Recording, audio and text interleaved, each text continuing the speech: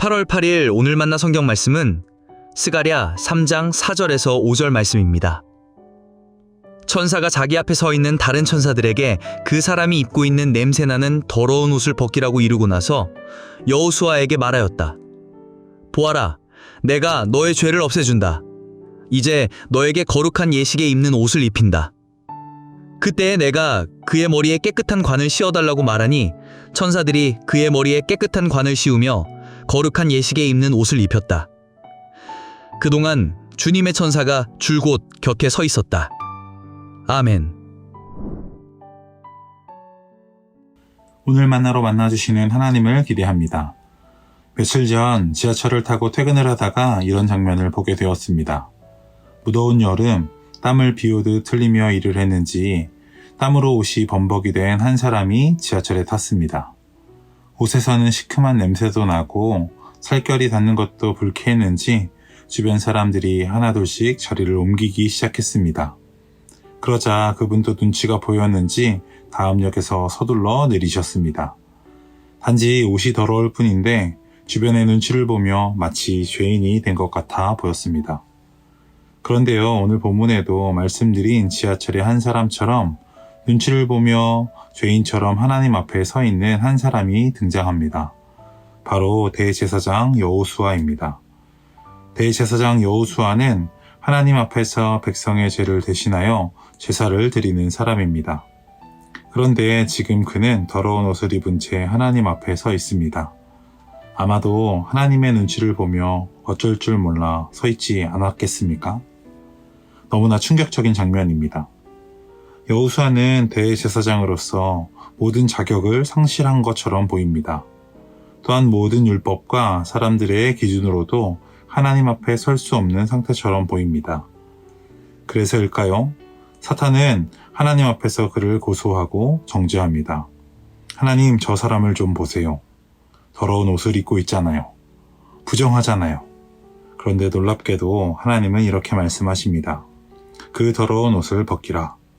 내가 내 죄악을 제거하였으니 내게 아름다운 옷을 입히리라.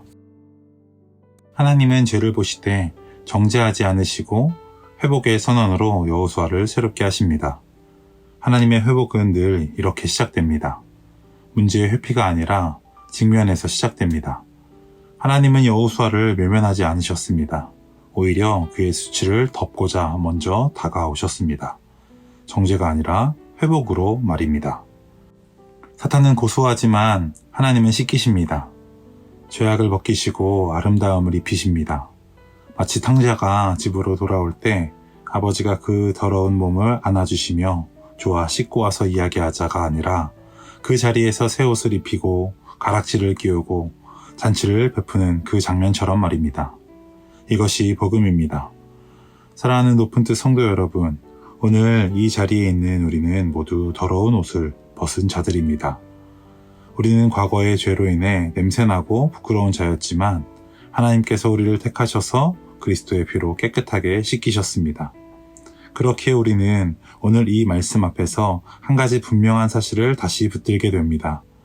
우리는 자격이 있어서 깨끗하게 된 사람이 아니라 은혜로 말미암아 아름다운 옷을 입게 된 사람들이라는 사실입니다.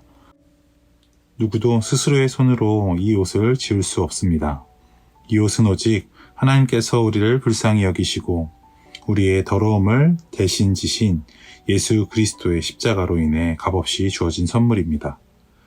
이 은혜를 입은 자의 삶은 이제 달라져야 하지 않겠습니까?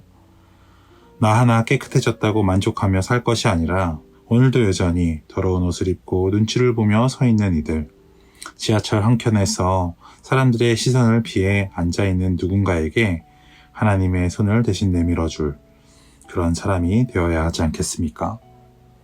세상은 여전히 냄새난다고 고개를 돌리지만 우리는 주님의 마음으로 그들을 품어야 합니다. 왜냐하면 우리가 바로 그 자리에서 은혜를 입은 사람이기 때문입니다. 우리는 정죄받을 수밖에 없는 더러운 옷을 입고 있었던 존재입니다. 그러나 하나님은 우리를 향해 코를 막지 않으시고 도리어 손을 내밀어 우리를 안아주셨습니다. 그 사랑이 너무 커서 우리는 이제 그 사랑을 품고 살아가야 합니다.